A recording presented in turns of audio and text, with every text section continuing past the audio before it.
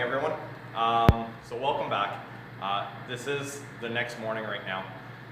Yesterday we're doing some construction here at the shop, so I got pulled away helping the guys out here in the front with the new extension. So we're going to do part 2 here right now. I'm going to make it one long video. Last night I started going through the footage of working on this boat back here for the Shrinkwrap, and I realized it's going to be a long video. I'm going to try to keep it under an hour, and I do apologize. I mean, I don't typically like sitting down and watch a 1-hour YouTube video, but there is some really good info in here. Take with it what you want. Personally, I think it's great info. It's info I wish I had whenever I was first starting out, and I think it's pretty in-depth, more in-depth than what I thought I was going to go. So it is what it is. I'm not going to change it. We're just going to post it. We're going to see what you guys think about it. Another thing that I realized, there's a lot of sniffling on the video. Again, it's the end of January. It's cold up here, warm shop. You get the sniffles in and out. I didn't realize that the mic was going to pick that up. And again, I do apologize for that. But so today I took some nasal spray. Maybe that's going to help. I'm going to try to keep it to a minimum. And my use of the word so yeah, that was interesting. That's probably a habit, maybe a little bit of nerves or whatnot by doing this and talking to a camera. So anyways, I'm also going to try to not use the word as much today for part 2. So I'm sure you guys are getting a little bit of a chuckle out of that, and I think I've already used the word a few times here already. So we're going to try to avoid that, and we're going to get started. So I went ahead, I got the shrink wrap already loaded up onto the bucket of the backhoe. Now, you don't need a backhoe to shrink wrap a boat. I'm going to show you why it makes my life a lot easier, especially when I'm doing 300 plus boats a season. So I already got it all set up. It's a little bit chilly outside this morning. I didn't want to really have this on camera while I was trying to set everything up. So you're going to see the whole setup come in. It's going to be a little bit loud. Obviously, the backhoe is going to be running. And you're going to see how I do this as a one-man show. And this applies to every boat, no matter if it's just a 16-foot aluminum or if it's a 33-foot cruiser. Usually with the bigger boats, if I can get another person to give me a hand to pull shrink wrap across, it makes my life a lot easier, especially around a windshield area or an arch area. Other than that, I'm pretty much self-sufficient. I can do this on my own, no issues, and it keeps everyone else working, and I can do my thing. So I'm gonna open the door, hop in the backhoe, get the bucket up to the boat, and we're gonna get at it.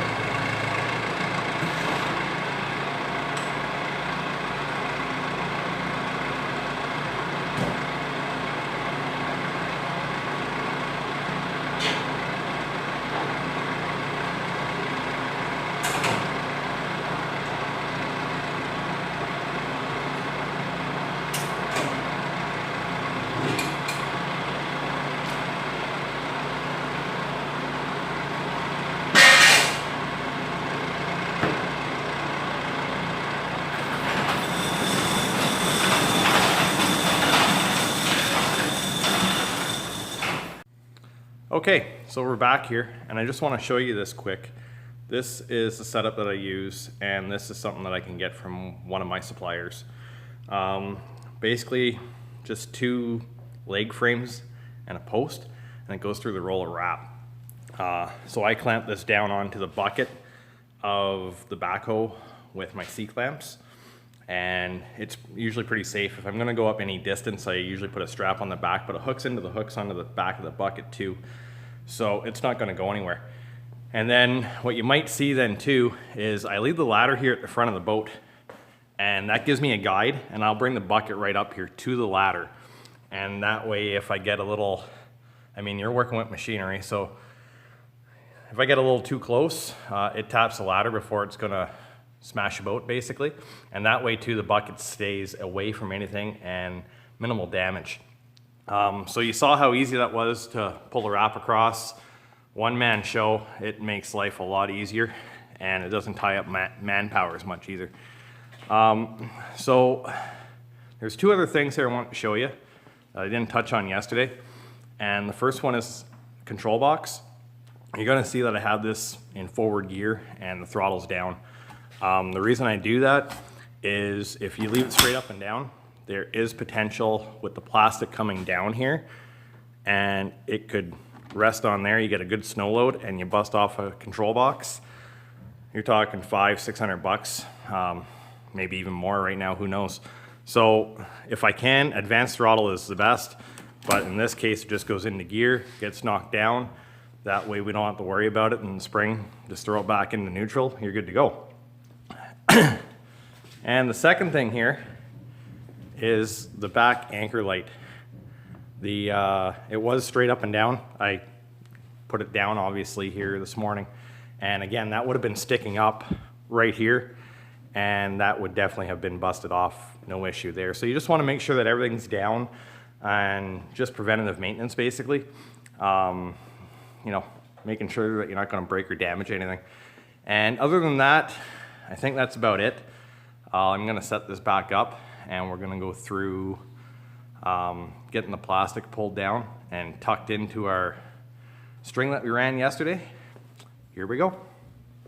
Okay, so here we go. We're going to pull this plastic down, we're going to center it up, and then we're going to trim it to fit. And then I'm going to show you how to tuck and how to tack it in. I think there's one other thing I want to show you, but oh yeah, it was this little fancy thing right here. So this is a film knife, and I'm gonna put it up there so maybe you can see it. So what this does is actually a little blade right in here, and this makes cutting your film a lot better. It's a lot better than, say, an X-Acto knife. And this way too, with the knife, you're always going to be cutting towards the boat or cutting towards you. And when you're trimming the plastic, you're not always going to see your hand or the blade. So that's where this little thing comes in handy. It's going to be a little bit safer for you. And the nice thing about it, you're not going to damage the boat with it. It's totally encased in plastic. It's a nice little setup. They work awesome. So if you're doing a lot of this or you're just getting into it, I highly recommend these. They are inexpensive and they're well worth the money. So here we go.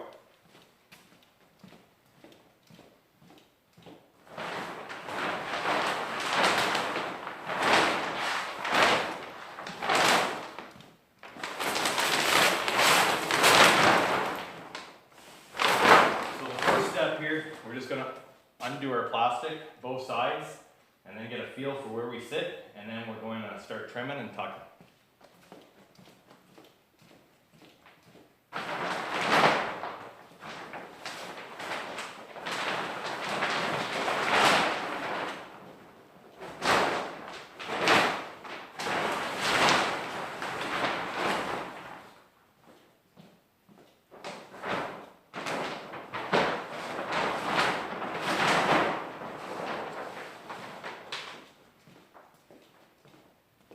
So if you remember from earlier on, when we measured our frame, we were coming down and we were going to be about 6 feet. This is 14 feet wide plastic. So instead of cutting both sides, we're going to leave one side intact and we're going to pull our excess over to one side. One cut, just a little bit less time consuming and a little bit neater in the end. So usually if I'd string this, and say we were 7 feet each side, it would work out perfect, and there's a center seam right down the plastic, and you'd want to be keeping that almost center into the frame.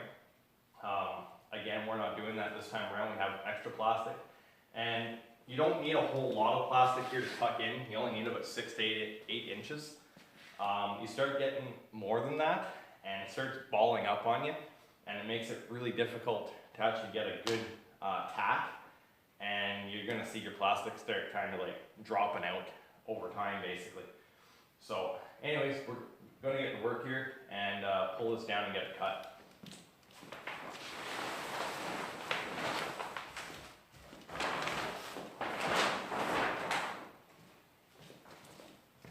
And you can use a seam line here that runs across the top. That's going to act as your guide. And then that way, once you get half of it set, you just pull it down and match the other. Double check the other side. You should be good to go.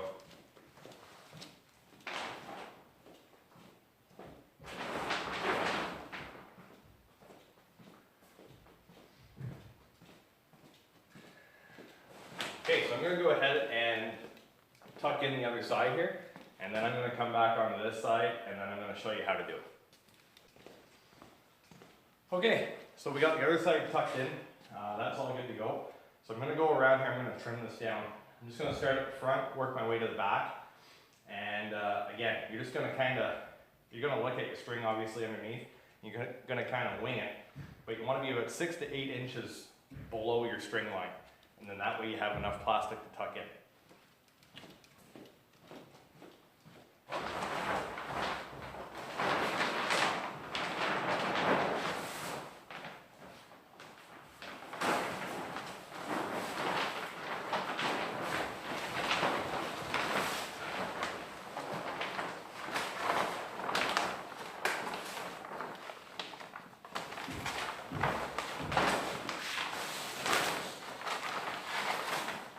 So there you go, not much to it, pretty straightforward.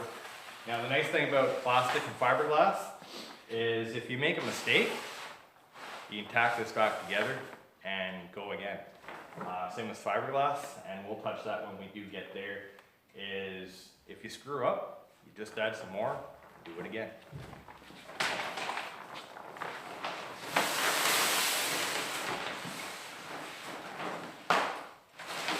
I do like keeping my scraps here out of the way. I just pulled them out of the picture there. Very slippery stuff if you've ever worked with it. And you saw the snow that we have outside. And even with water, you get a little bit of snow, a little bit of water on that, and that becomes a complete skating rink. So you really want to make sure that you're not trying to work on top of this, because you're just asking to fall down basically. So we cut. Usually start in the middle versus an end.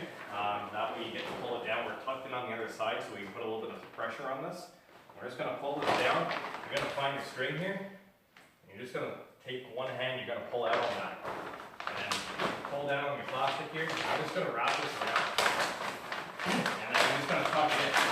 Now, you don't want to just grab it and just tuck it up in there. You actually want to take it and you want to fold it around and make it really nice. And then that's going to tack in a lot easier. If you're trying to tack in a mess like this, it's just not going to work for you. You're going to end up spending more time, more propane, and a lot of piecing and taping, to make this work. So anyways, we're just going to continue doing this. We're all cut up. And because yesterday we kept that much tension on our string, we don't have to worry about this right now. So this is the nice part, is we can go around, we can tack in the whole boat before we even put heat to it, which is a lot nicer, than having to go around and every place you tuck in, you have to tack right away.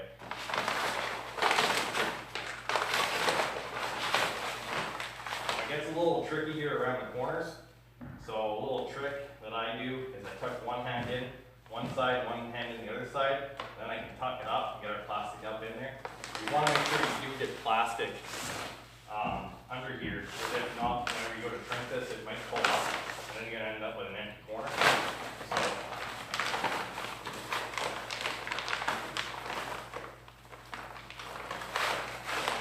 two hands in there, and tuck that up, and that makes a nice corner, seamless, and away we go. We're going to work our way to the front.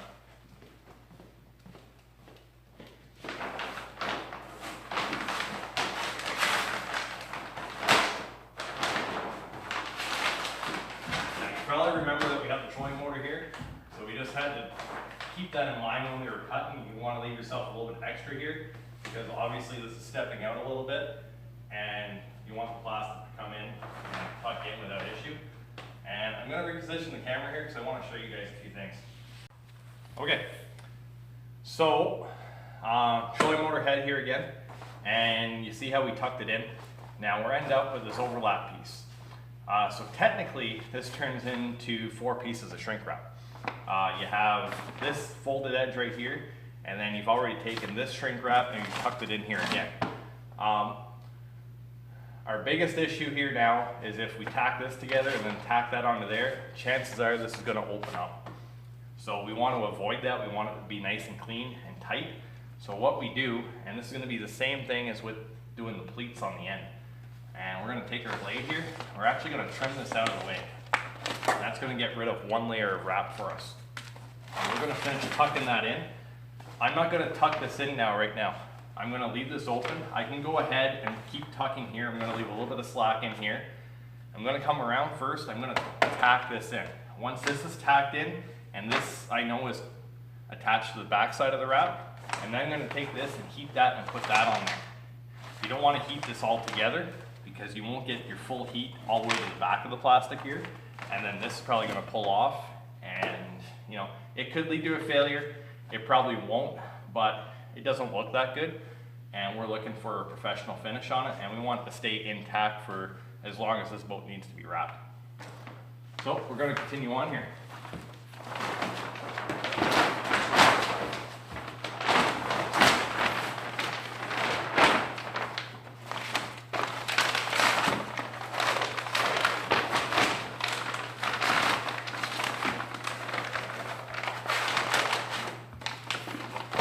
There we go. We're just going to leave this just like that for now. And then, like I say, after I heat this, I can come back in. I'm going to fold that around, lift that up, and tack it in after that. And then that's going to give us a solid seam. So we're just going to leave that open for now. And I'm going to reposition here again because now I'm going to show you how to do the front. And this is going to be very similar to us doing the back. Okay, so I'm back here, and I think I'm just in the frame, which is awesome. So I have all this plastic here. So you don't want to take it all a bunch all together. Again, we just covered it over here with a small little side pleat. This isn't going to work. You're going to get moisture in here. You're not going to get a good adhesion on both sides of the plastic, and it's going to be a mess, and it's going to be a pain in the butt, to be honest with you. So I got this side tacked in, and I have a whole bunch of plastic here. So we're just going to come up with a plan. What I'm going to do is I'm just going to fold this over like so. That's how much extra we have here, and I don't know how much you can see there. So we're going to take our blade here again. We're going to come in. We're going to cut this almost right up to the top. And then we're going to come back around, and we're going to cut out this whole layer of plastic. So there we go. So this is all garbage, gone. We're going to get this into the pile over here. And now what this does here is this gets you working with single layer plastic again. So now we're able to come in. That's going to come around here like so. Just going to give this a little trim. That's going to allow us to wrap around the bow eye like that. And then this piece here, we're going to come around with the torch, and we're going to tack this in right here. And we're going to pleat this up, and that's going to go right up to the top like so. And that's single layer on single layer then. And that's going to give you a much better seam. And you're not going to have to worry about it basically. And we're just going to leave this loose right now because we're going to do our tack around the bottom first, and then we're going to come back, and then we'll do our pleats after. Okay, so back to the boat here now, and it's going to be the same, but a little different. So again, we have all this extra plastic on here. All we're going to do is we're going to pleat this over right now, kind of come up with an idea of how we want to do this. So we have all this extra down here, and you're going to find your string here again. And it's going to be right here. So if you can tuck that in, you're going to find your string line, and then you're just going to go, 6, 8 inches below that. And you're just going to follow the contour basically. We're just going to cut out that one piece for now to start. So just want to make sure that like a single layer back here on the motor. And then you're just going to tack this or tuck this in here right now. just like so. And we covered this here yesterday. This is where our layer of plastic is going to go between the strap and the motor, and that's going to limit any chafing really. If you are concerned about it, or it's a newer motor and there's not a mark on it or anything like that, you can always put a shop rag, t-shirt, pool noodle, anything like that. Just cut a piece, put that up in there, and that'll be fine. So here we go. That's one side of it. We're going to do the same to the other side of the motor here now. And then we're going to do the pleat the same way as we did the front. I'm going to see if I have enough room here in the corner. We'll put the camera in so I can show you.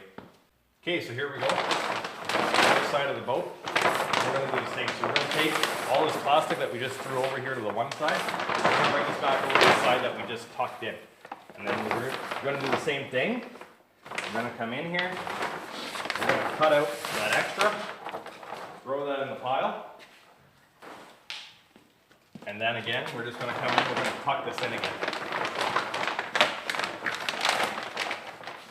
Now we're not going to tuck right underneath the motor here again, for the same reason as we don't want to have a whole bundle of plastic up in there. So we're going to come in, we're going to heat all this up, we're going to do that last. But right now we're going to go ahead, we're going to do our pleat, and then we're ready for heat.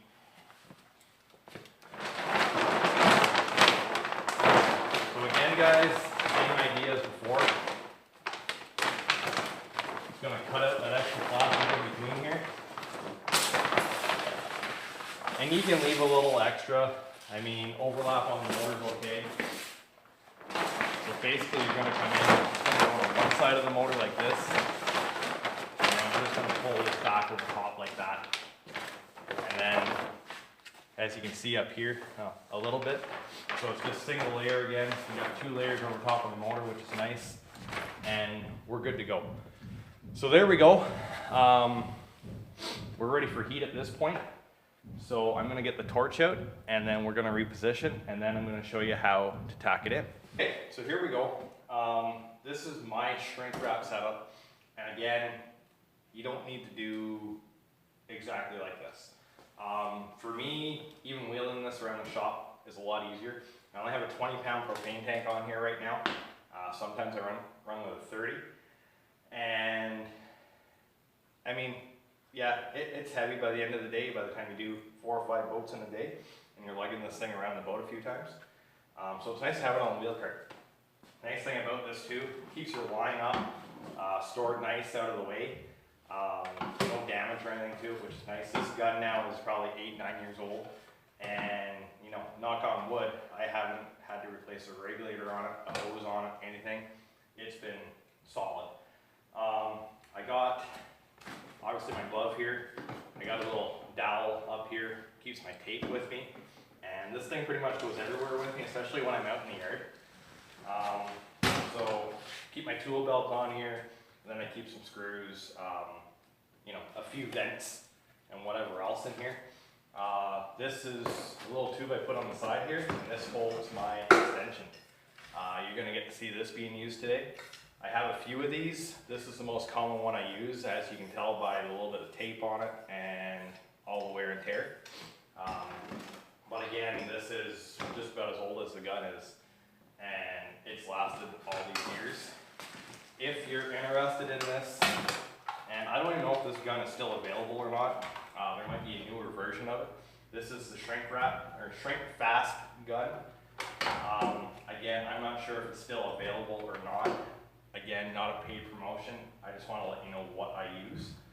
And I mean, whatever is available in your area.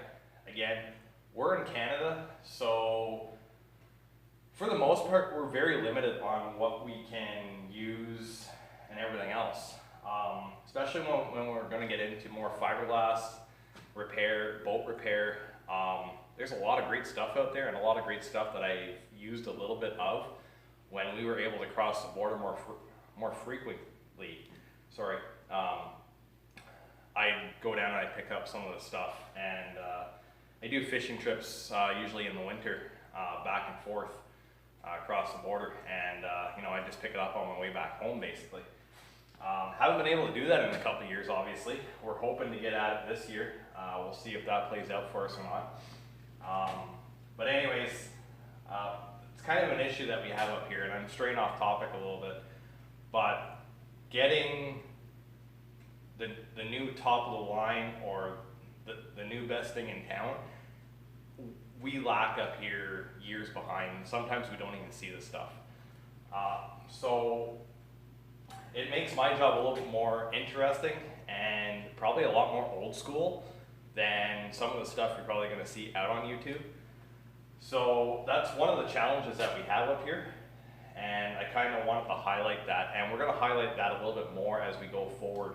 And I think it has to do with a lot of Canadian law and to do with VOCs and stuff like that. And let's face it, I mean, we are a smaller market up here. A lot of the companies are focusing, you know, where you can boat year round, and we can't do that up here. If you get a 4 or 5 month window to go boating up here, that's awesome, and that's just for the hardcore fishermen.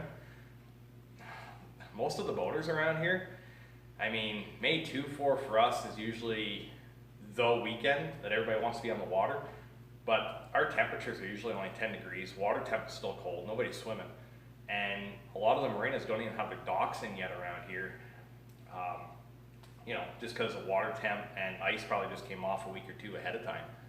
So really our boating season usually goes from school out, which is end of June, and so you got July, August, Labor Day long weekend. A lot of people, a lot of cottagers are coming in, packing up, dropping their boat off, they're done for the year. So pretty interesting, pretty unique situation. I know further down south, like Toronto area, they usually get in maybe, you know, 2 weeks before us, so about mid-May, and then, you know, they get to keep their marinas open up there a lot longer. So maybe like end of October is when they have their pullouts. But again, you don't have heat on your boat, you're not a hardcore fisherman. The average family probably isn't going to go boating past those 2 or 3 months. You know, sometimes we get a nice long extended summer into September, which is usually pretty nice, no bugs, but that doesn't happen too often. Anyways, video is going to be long enough. Let's get back to this. So I'm going to turn on our tank, and normally I would check for leaks and everything else. Whenever I put on a new tank, that's usually my check over time. I used this, I don't know, a week or 2 ago when we were out doing the pad to put in, melt some ice off so we can put it in the footings. So everything's good here. That's all good. One thing that you're going to need is heavy duty welding glove. I go through, I don't know, maybe only 2 a season or whatever. This one's getting pretty crunchy right now. You do want to make sure you got no holes in this, because you're going to be, you know, aiming that flame, which is at wide open, max like 220,000 BTU. Usually that's a lot hotter than most barbecues out there, so you do want to be careful with it. So a good welding glove, and I don't use the other one. This is my trigger finger, I guess, if you want to say. So just one glove. I have a lot of, you know, right-handed gloves upstairs that nobody uses, because I'm the only one that shrink wraps here, and I use my left hand for tacking and my right hand for the gun. And so yeah, anyways, just a little side joke, I guess. So here we go. We're all set up, and I'm hoping that you're going to be able to see this pretty good. So the nice thing about this system is I don't have to prime it, it's self-priming. I just want to lay out my hose here to make sure I'm good to go. And before I get into the boat, I just want to make sure that my temp and everything's going to be right. And that's going to be a lot of feel, basically, and depending on how quick or how used you are to the heat and to doing this, to be honest, you're just going to have to play with it. On this regulator down here, you can increase and decrease the BTU. So it's kind of a little bit of trial and error, basically. So I got this set to where I need it. I was doing some shrink wrapping again, you know, just over a week ago. So we should be good to go. We're going to go ahead and tack this in.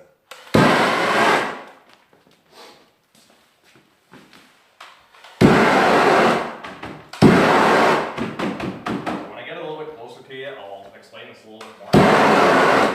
But all we're doing is just heating this up, and you're just going to see the plastic start to melt a little bit. And you don't want to hold it there for too long. Again, there's a lot of heat coming out of this. So you just want to be there long enough where you see it, you know, starting to droop a little, and then you're just going to tack it in with your tacking hand basically, and you're just going to heat this up in like 1 foot sections.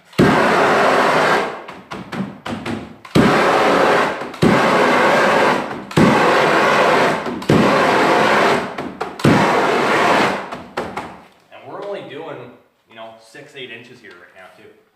We're not doing the whole way up. All you want to do is get that plastic that you tucked in behind, attach to this forward plastic. That's all you're looking at doing right now. And you may have to reposition a little bit as you go, but not a big deal. So again, you don't want it, there's no need to be aiming this directly at the boat. And everybody's wondering, wow, that's a lot of heat, you're gonna damage the boat. Knock on wood, again. Personally, I've never damaged a boat with a heat gun yet. You do have to be careful around decals, especially older boats where the decals are starting to peel and your string line's running somewhere around them. You do have to be careful that way. But if you're just aiming this onto the plastic, you're there for such a short amount of time that that plastic's actually absorbing all that heat and energy, and you have another layer in behind it. So you're not getting it to the point where that back layer is starting to melt or anything. You're just getting it warm enough that it's going to tack together and make a bond. So again, there's no real worry unless you're just going to sit here and hold it, and then yeah, you're probably going to cause some damage.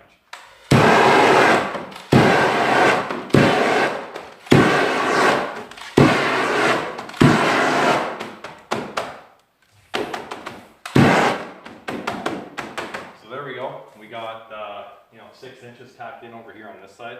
I'm just going to go around the back here a little bit and tack that in. Then I'll finish up doing the front, and then I'll go over to the other side. So I just decided to reposition the camera there, because this is going to be a little bit different. You can come in right from the side like this and heat this up. You're not going to get, you're going to get a bond. It may not be that good of a bond. So what I like to do is obviously make sure there's nothing up here that you can melt or damage, and come in with your gun. And if you can heat the bottom like this, it's going to fan the heat up this way and underneath like this. And then you can come in and finish heating at the front, and then when you tack that in, 100%, don't have to worry about it. The thing that happens back here is if you don't get a good bond, I mean on the side you have that string holding everything tight, and when we tie this down to the trailer, you know, it makes that almost impossible to go anywhere. The thing about back here, and if you have too much plastic, like if you have, you know, a foot of plastic down below this and you're only heating the 6 inches, this top stuff, gravity's gonna do its thing. It's gonna fold it down. It's gonna be flapping in the wind if you're trailering it. And if it's just sitting, you know, in storage or whatnot, and all that starts drooping down, just kind of looks like crap. So again, we're looking for a professional finish, and we want people to know that we know what we're doing, obviously. So I'm gonna get to work and tack this in.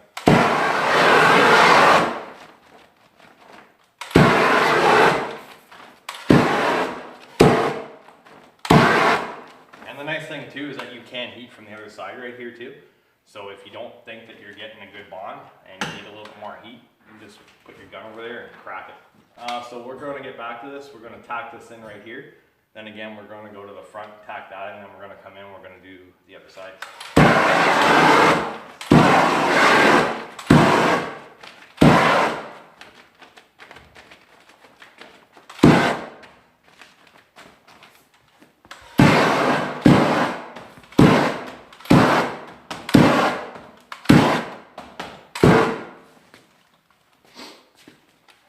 So I know this video is going to be fairly long, and if you're watching it this far in, you're really committed, and I do appreciate that.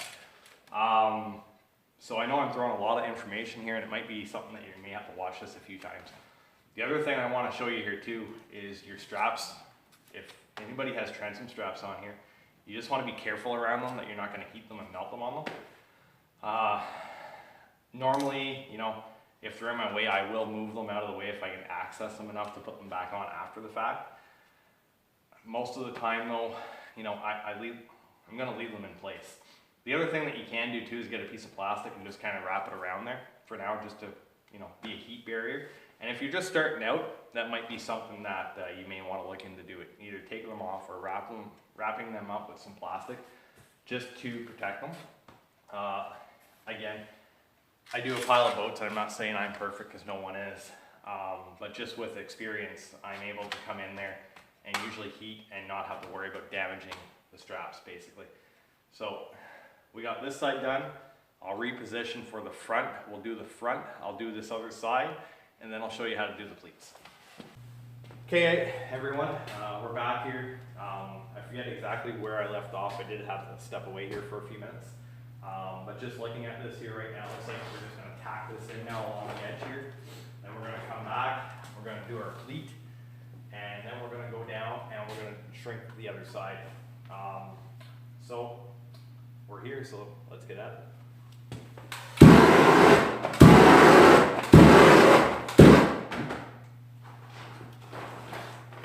Now I'm going to do the pleat here. We're just going to pull this down so it's somewhat snug. And we're going to heat the back side of the plastic, and we're going to heat up the plastic that we're going to tack to. And then after we do that, we can do that all the way to the top. Then we'll come back on the outside, give it a quick burp again, and that'll be tacked in.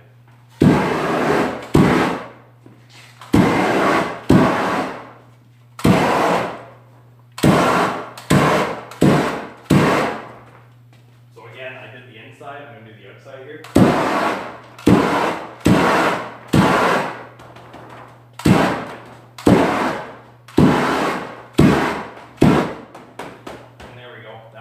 For 100% watertight seal.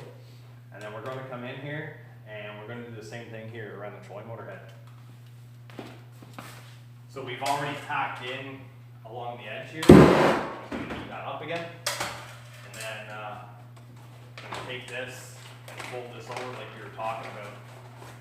And now I'm just going to heat up here and then I'm going to work my way up the pleat.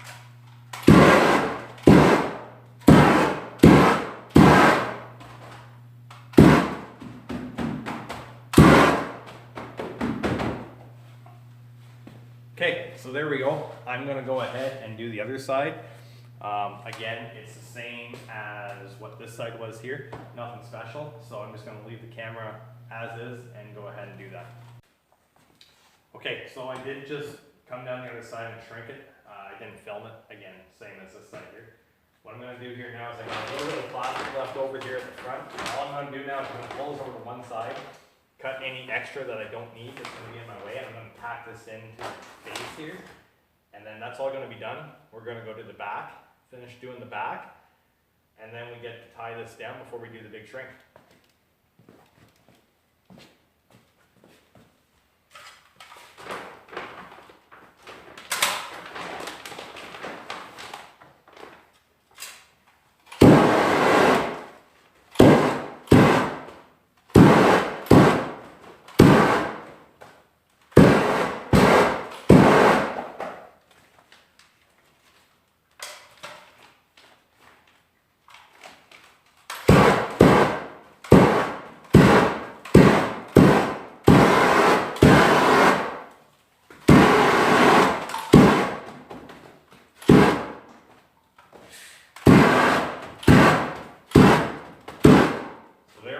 I just wanted to tighten up any seams that were in there.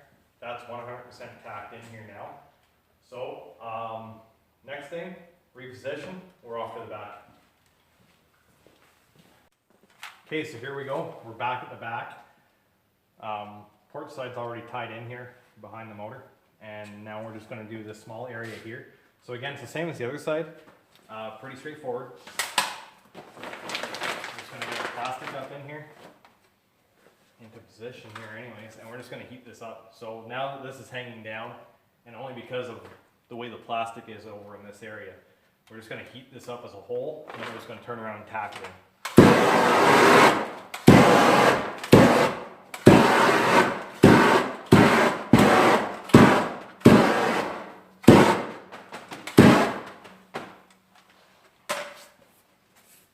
So I'm a little bit out of frame here, but I think you're going to be able to see what I'm doing.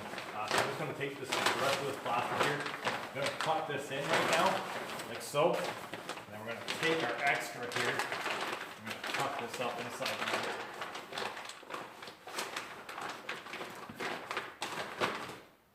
So we're going to leave our flap here for a minute. We're just going to heat this up.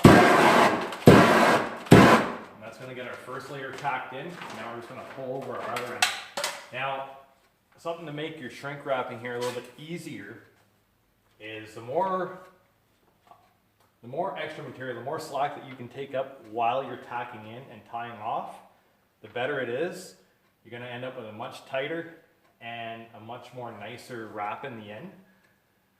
And you know, if you are working outside, because I do a lot of my stuff outside too, if you get any sort of a breeze or a wind, it's going to stop it from wanting to push in on that wrap, and either A, you're going to end up with a big bubble, or you're going to end up with, you know, a big hole in your wrap. And most of the times it will pop out, but it will be noticeable to some extent, and depending on the weather, if it warms up a lot after you shrink, you're going to see it. And usually when everything gets nice and cold though, everything looks perfect. That's awesome. But anyways, we're going to finish tacking this in. So we're going to pull up our slat, like I say, and again, we can get this as tight as we can in there. And because we're overlapping, we're able to pull on that, and this is going to stay in place for us. So here we go.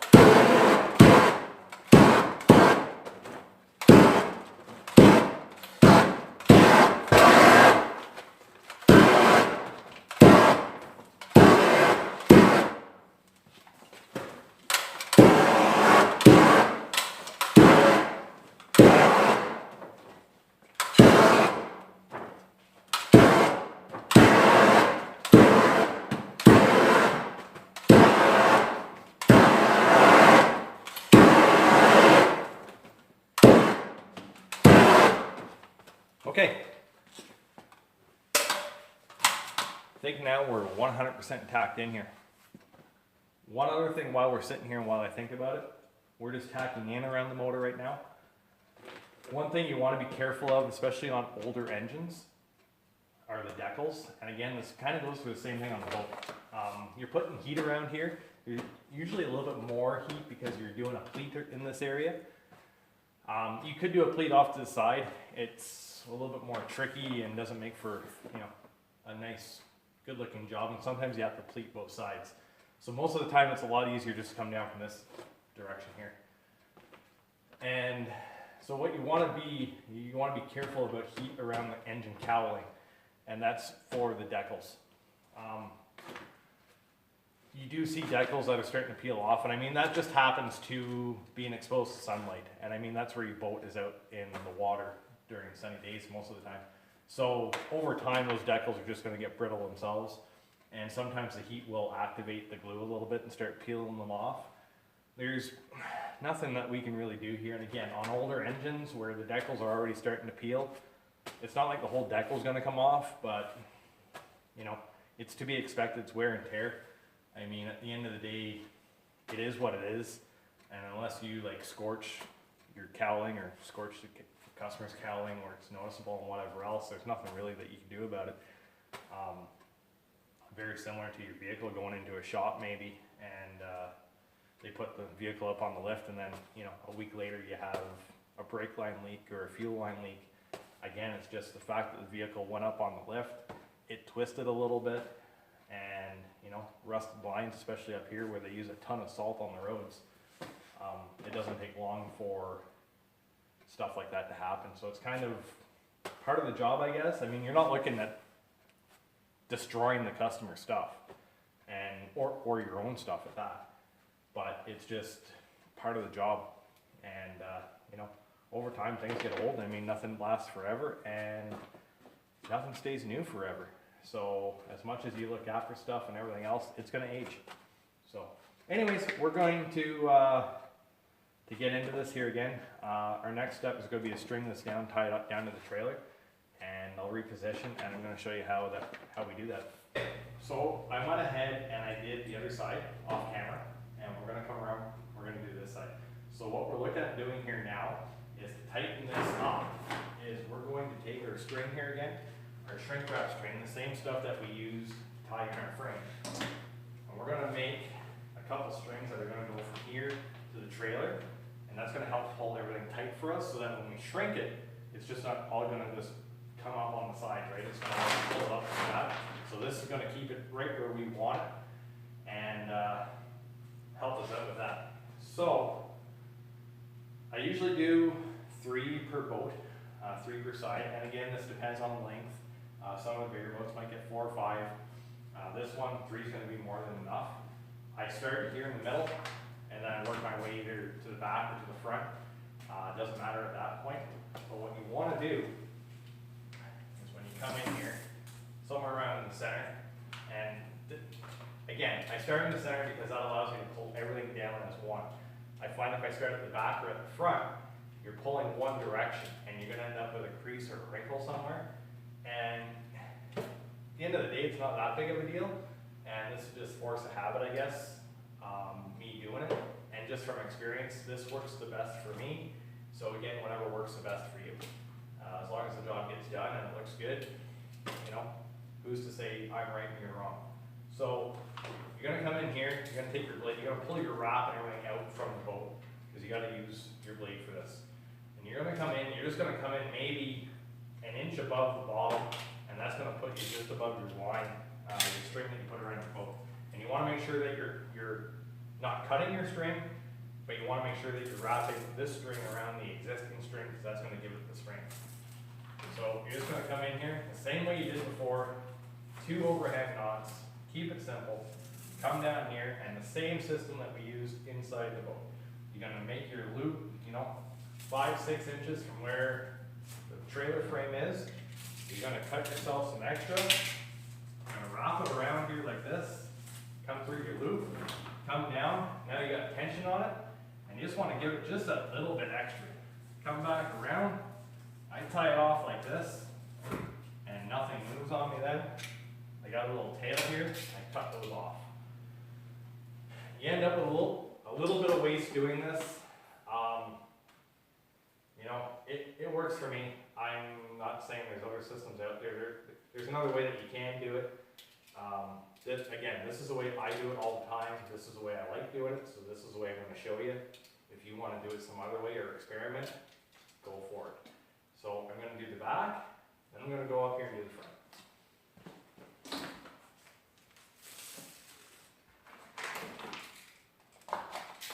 And again, that's all I'm doing is I'm just cutting in my plastic above my line, tying 2 overhand knots, coming down, making my loop.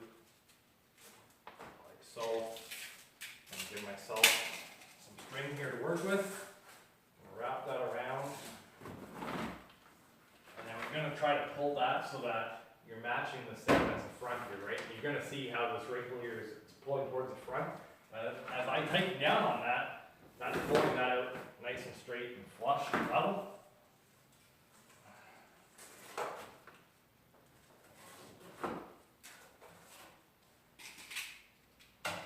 Sometimes I end up with, you know, a fair chunk of extra. And some of those longer ones I'll use for something else. You can tie them together. It's pretty simple. I'm going to finish up my last one here in front.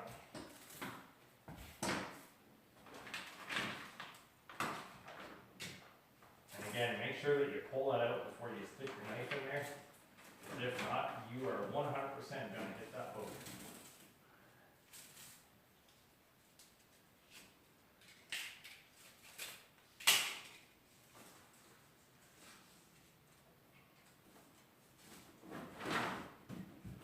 There we go, we're just going to pull that down, we're going to match kind of what we did there at the back. Make that good and snug, tie that off. And there we go, we are tied in. So, what I do now is I come along with my 4-inch tape, and you're probably going to know this by the end of everything. 4-inch is kind of my best friend, 2-inch I rarely use, basically. All you're going to do is you're going to tear off 4 or 5 inch piece. You're going to come in right here where you made your incision, and now that's kind of an open hole. I'm going to put that there, I'm going to wrap that around about 1.5 to 2 inches on the back side. And what that does is when you have snow buildup, you have rainwater, whatever coming off of this. This isn't 100% watertight in here, right? So the water's going to want to come down, and it's going to find a place to get in. And I mean, it could potentially fill this up with water. What this does is that deflects the water right off. You don't have to worry about it. Boats that sit for any amount of time or in a wet climate, a lot of freeze thaw or a lot of rain, you can see actual water pockets build up here. And you know, if you're looking after the boat, you can always come by with your knife and just poke at it, and that'll let the water out. But when the next person comes along to unwrap this, if nobody is doing that, and this fills up with water, you're gonna get wet. And chances are it's not fresh water, it's been sitting for some time, especially if you're unwrapping like May and June, and you got a ton of rainwater left in there, it stinks. So again, we're just gonna come in there, put tape on there. And let me tell you, first thing in the morning, you get covered in stinky water, the rest of the day doesn't go too well for you. So there you go. That's it, that's all. We're tied in, we're tacked in, everything's solid. And I mean, as of right now, if you really had to, if you know, you're getting a big snowstorm and you gotta get a ton of boats done before it snows, you could leave it at this. That in itself, that's pretty strong right now. Like, I'm pushing pretty hard on that, and you wouldn't have to worry too much about it. You're not gonna wanna leave it like this, because you do run that risk of if you get a wet, heavy snow, it's gonna push down on that, but it's gonna start stretching this plastic. And it's gonna make like a pool in here, and you don't want your snow to accumulate into a pool above the gunwale, because that's gonna push down on the plastic. That'll 100% cause a frame failure or a plastic failure, and normally there's gonna be enough pressure for the wood to fail first before the plastic fails. So again, in an emergency situation, or you just gotta get it done, or you don't have time to finish, you could end it here. But you still have to come back, you gotta put some heat to it, and after I do, we're gonna do our heating here next, and I do this in sections. So we're gonna heat the remainder of this plastic up to the top of the gunwale and just above, and then we're gonna discuss that a little bit further about, and you know, touch on more about what I just talked about. So we're gonna heat that up, and then have a quick discussion here again, and then we'll finish shrinking it down.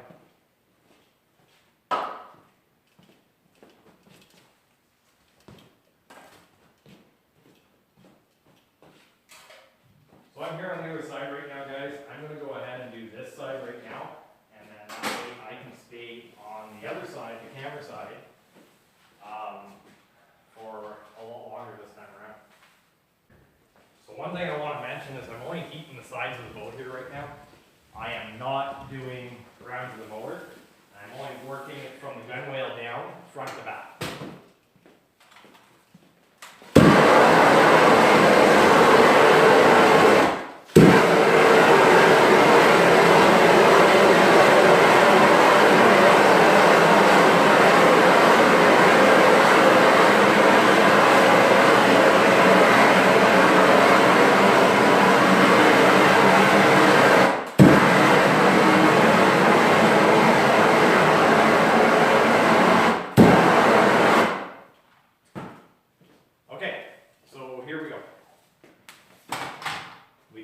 Pass with the torch.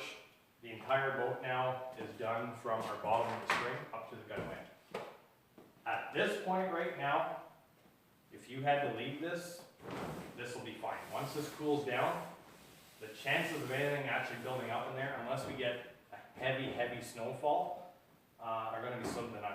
And sometimes with a looser wrap like this too, if you're in an area where you get a lot of freezing rain and stuff like that, leaving your wrap loose sometimes, maybe like halfway up, I would still shrink this a little bit more.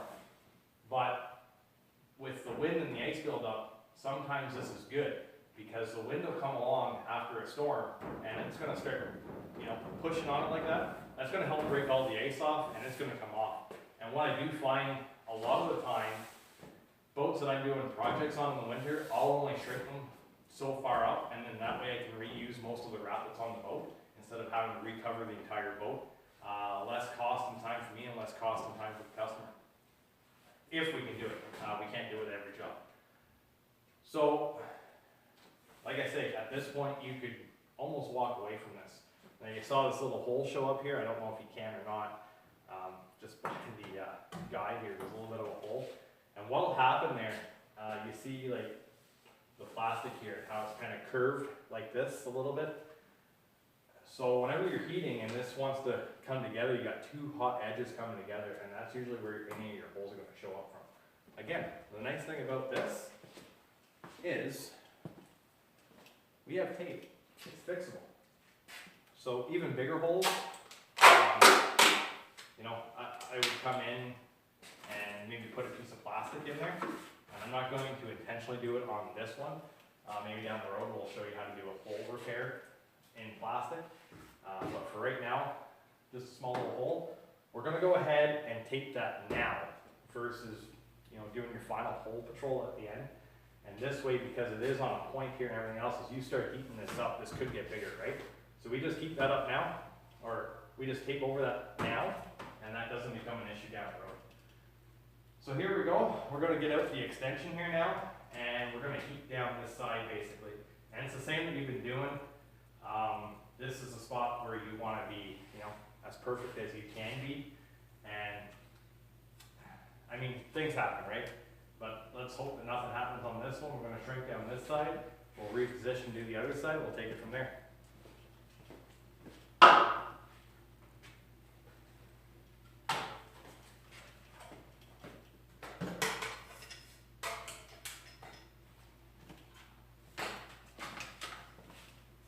So there you go. We just turned our little gun into, you know, a 3 foot longer gun. Nice system with this. It's really quick. It's just, you know, a spring-loaded push button here basically, and they got little lock-in points. So again, everything just clips together there. You do a little click, and again, you can adjust your flame whichever way you want to go. This is the way I keep it, whatever personal preference basically. And you might be wondering maybe what the tape's doing up there. The head's just a little bit loose, and that's stiffened it up for me. There's no propane or anything running through here, so it's nothing that we're worried about. It's just to tighten the head up a little bit so it's not shaking on me. Other than that, let's get to it.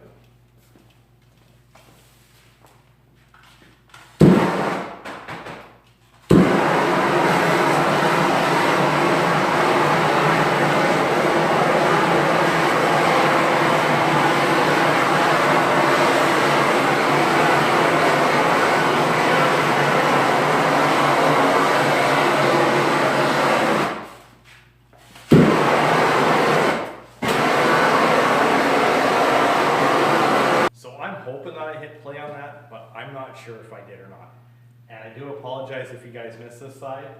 I did have some pretty good pointers in there, but I just finished doing it. I'm going to flip around to the other side. I'm going to bring the camera with me. We're going to do that again. I'll try to repeat the pointers that I mentioned previously in case I didn't hit record, and we'll go from there. Okay, so here we go, starboard side, and again, I don't know if this was on or recorded, I guess, previously. But I always try to start from the port side back corner of the boat and wrap myself around, kind of a clockwise situation. And why I like doing that is I like ending and beginning at the back. If there's ever going to be a wrinkle or a deficiency or something like that, or it's going to be like a weird pull, it's at the back of the boat. And some of these boats get trailered after the fact, so I like having the front nice and tight and clean and tidy. And if there's a little bit of deficiency or something in the back, you know, so be it. It doesn't matter where it is or if it happens. Again, I'm just looking at the overall product and the overall finish of it, and just trying to make it all make sense kind of in my mind. And everybody thinks differently, but this is the way I like to do it. And again, it's personal preference, but again, that's what works for me. So here goes.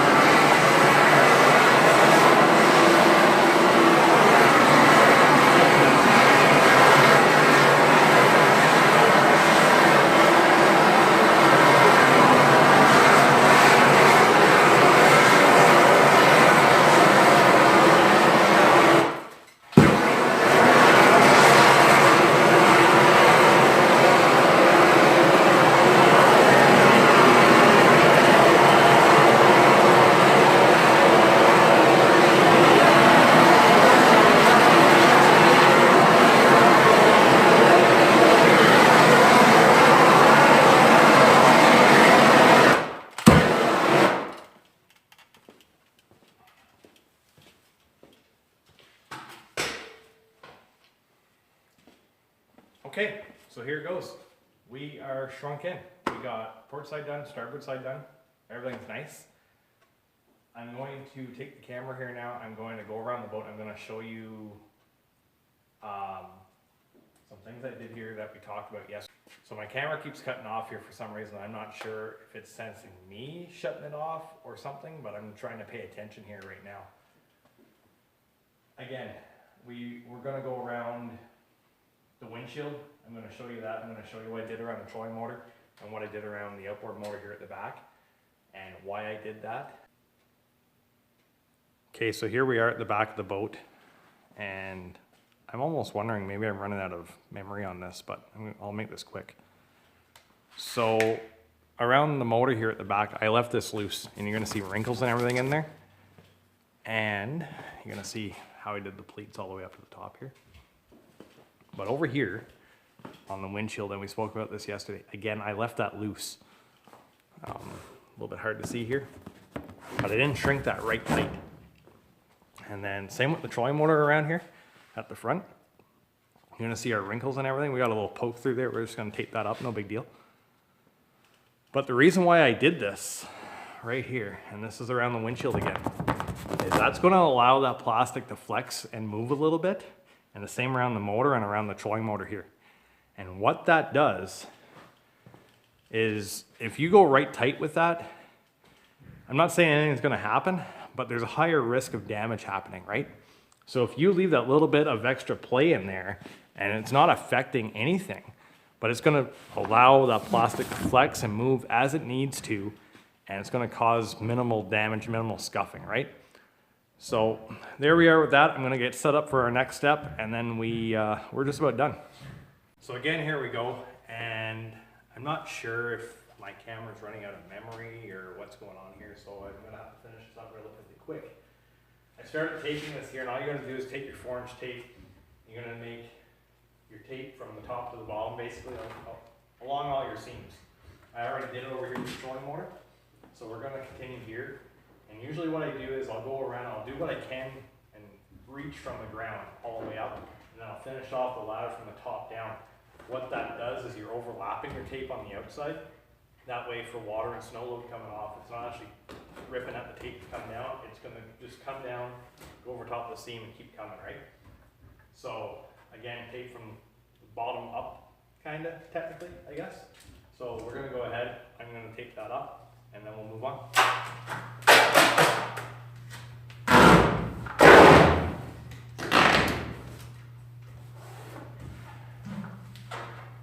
And here at the front, I always, at the top, because that is a pressure point, I always kind of tape it top like that, and then I'll come back around the top here again, in different directions. And this will make that, super strong, and we're not gonna have to worry about that anymore, right? So there we go. One more piece in the front.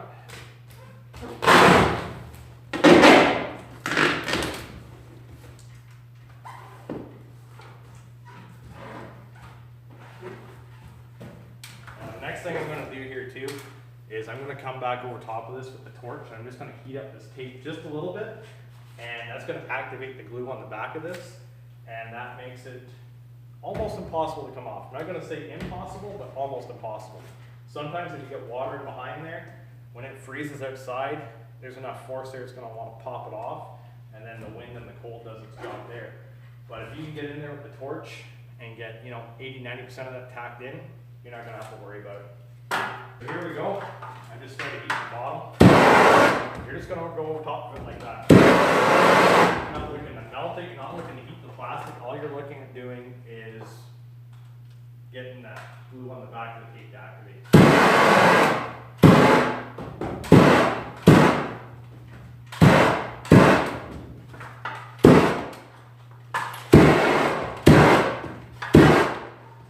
Same thing here around the trolling motor head as well. I left that loose again for that to flex around, and I got tape on there, just keep that up.